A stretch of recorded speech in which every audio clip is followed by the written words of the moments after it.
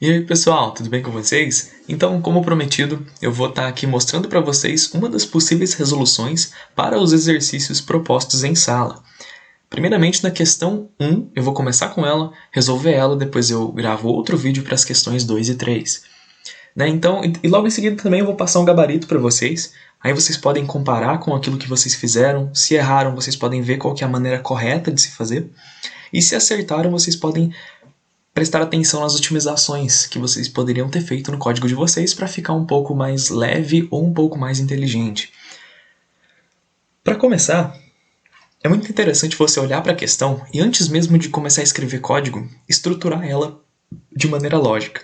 Então, para essa questão, eu preciso criar um programa que vai receber uma entrada, que seria a quantidade de laranjas a serem comprados, e vai calcular o preço final, levando em consideração 80 centavos para cada uma das laranjas se esse valor, o número de laranjas for menor do que 12, e 0,65 reais caso o número de laranjas for igual ou maior do que 12. Então, primeiramente, eu preciso entrar com esses valores, armazenar eles, depois eu realizo a operação lógica do meu código, e então eu vou ter a saída de dados. Então são basicamente três partes que nós utilizamos: a entrada, o processamento e a saída de dados. Então, para fazer isso,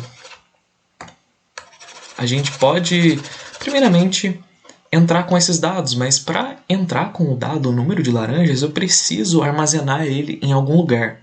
Nesse caso, o tipo de variável é um tipo int, porque, para pensar, eu não tenho meia laranja, eu não tenho 0,1 laranja, eu tenho apenas números inteiros de laranja, então eu posso armazenar a minha variável número de laranjas em uma variável do tipo int. Só que para a saída de dados, eu posso sim ter um valor com casas decimais, com um valor quebrado, que é o caso do preço total, que vai ser levado em consideração o número de laranjas e o preço unitário da laranja. Então, para armazenar esse valor, aí sim eu preciso de uma variável do tipo float, que vai me permitir armazenar esses valores com casas decimais. Então, o meu preço final ele vai ser armazenado numa variável do tipo float. Depois, eu realizo a operação lógica necessária, que é multiplicar o número de laranjas pelo preço unitário, então eu realizo uma multiplicação pelo preço unitário. Só que aí que está, o preço unitário ele é uma constante. Eu não preciso armazenar ele numa variável, eu posso simplesmente passar ele de forma extensa para o meu programa para poder realizar a operação. Eu declaro esse valor. Mas eu tenho duas opções, então como que eu realizo, como que eu executo diferentes códigos em diferentes condições? Eu preciso de uma estrutura condicional de if ou switch case, dependendo da minha aplicação. Então eu vou ter uma estrutura de decisão e depois eu saio com o resultado dessa equação, que eu vou chamar aqui de z. Então na prática seria algo mais ou menos assim. Primeiramente, nós declaramos as nossas variáveis, então int, número de laranjas, e é sempre bom igualar a zero para poder limpar essa variável e garantir que não tenha lixo na memória. Depois eu crio a minha variável float para armazenar o preço final de tudo isso. E lembrando, igualar sempre a zero. Depois eu preciso entrar com os dados, porque eu preciso armazenar o número de laranjas e quem vai me dizer isso é o cliente, que é o utilizador desse programa.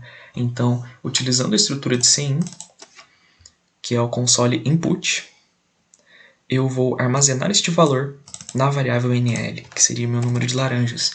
Depois eu caio para aquela estrutura de decisão, que vai me dizer se esse número de laranjas é menor do que 12. Nesse caso, o meu preço final vai ser igual ao meu número de laranjas multiplicando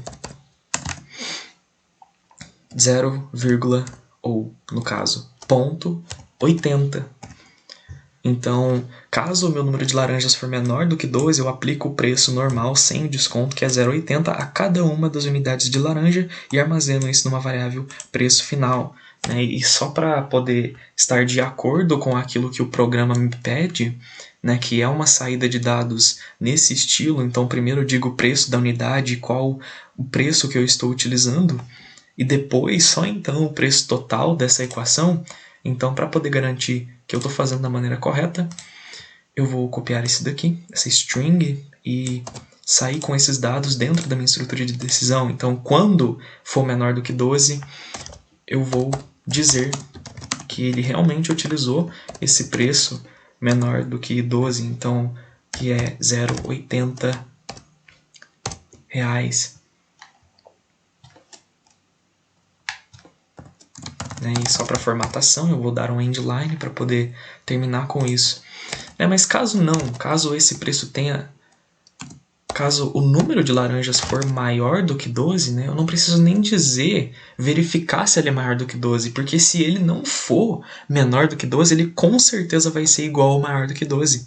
Então eu não preciso nem verificar isso, eu simplesmente digo, caso não, que é o bloco que vai executar se isso for falso. Então nesse caso eu vou só copiar as variáveis aqui para fazer o uso delas. Eu vou passar o preço como 0,65, porque esse é o preço com desconto caso ele compre mais do que 12 laranjas. Aqui também na string, só para poder ter a formatação correta. E então, por fim, eu saio com o valor final. E a formatação que ele pede é preço total, cifrão,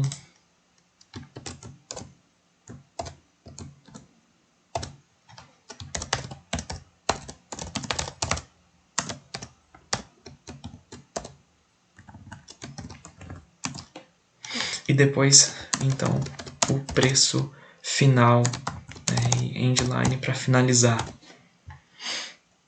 Então, dessa forma, do jeito que está aqui, a gente deve entrar com o valor, ele vai utilizar o valor sem desconto se for menos do que 12, com desconto se for maior do que 12, ele vai me dizer qual preço utilizou e vai me devolver o preço final e então finalizar o código.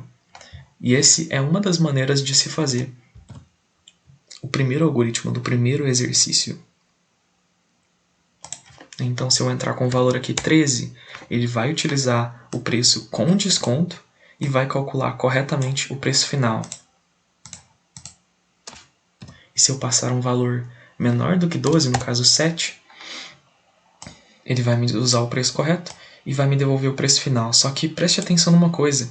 Aqui ele disse 5.6, só que eu quero obrigatoriamente 2 casas decimais depois da vírgula.